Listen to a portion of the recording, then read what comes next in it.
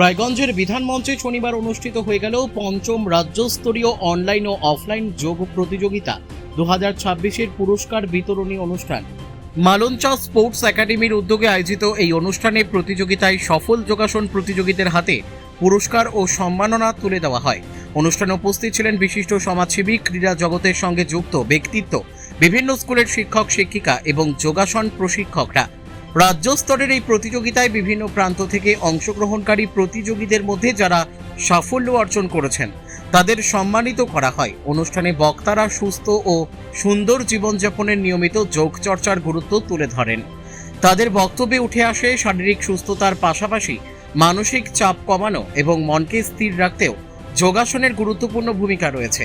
উদ্যোক্তাদের পক্ষ থেকে জানানো হয়, শিশু কিশোর থেকে শুরু করে সব বয়সের মানুষের মধ্যে যোগ চর্চার প্রসার ঘটানোই এই ধরনের প্রতিযোগিতা আয়োজনের অন্যতম উদ্দেশ্য।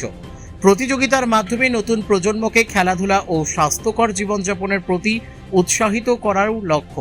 অনুষ্ঠানকে ঘিরে প্রতিযোগী, অভিভাবক এবং ক্রীড়াপ্রেমীদের মধ্যে ব্যাপক উৎসাহ উদ্দীপনা লক্ষ্য করা যায়।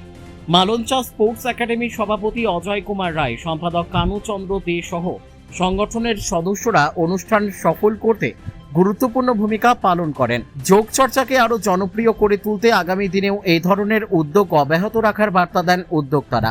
কামাখ্যা তারাপীঠ সিদ্ধতান্ত্রিক গুরু প্রশান্ত শাস্ত্রী। কামাখ্যা তারাপীঠ যজ্ঞ সহ যে কোনো সমস্যার সমাধানে একমাত্র ভরসা।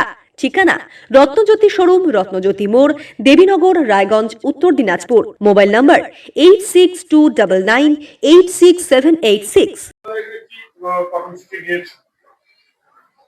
মালঞ্চা স্পোর্টস একাডেমি আয়োজিত এবছরের রাজ্যব্যাপী অনলাইন যোগা প্রতিযোগিতার ফলাফল আজকে আমরা পুরস্কার বিতরণ করব।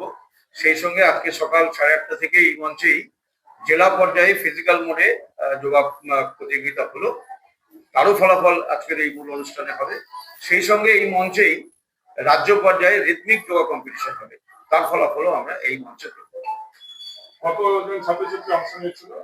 আমাদের স্টেট লেভেল কম্পিটিশনে 700-র উপরে পার্টিসিপেন্ট ছিল, আর জেলা পর্যায়ে আমাদের প্রায় 300, রিদমিক যোগা কম্পিটিশনে 8টি গ্রুপ অংশগ্রহণ করছে। এই সময়কালে যোগা নিয়ে কি বার্তা দেবে? আমাদের মালঞ্চা স্পোর্টস একাডেমির যেটা মূল উদ্দেশ্য, যে লক্ষ্য নিয়ে আমরা এগোচ্ছি, নেশা থেকে, ড্রাগের নেশা, মোবাইলের নেশা, এই থেকে আমাদের শিশু কিশোরদেরকে দূরে সরিয়ে রেখে তাদের সুস্থ শরীর এবং মন তৈরি করার জন্য ওরা যাতে খেলাধুলা, যোগ চর্চার মধ্যে থাকে, সেই উদ্দেশ্য নিয়ে আমরা বিগত 5 বছর ধরে এই কাজ করে চলেছি।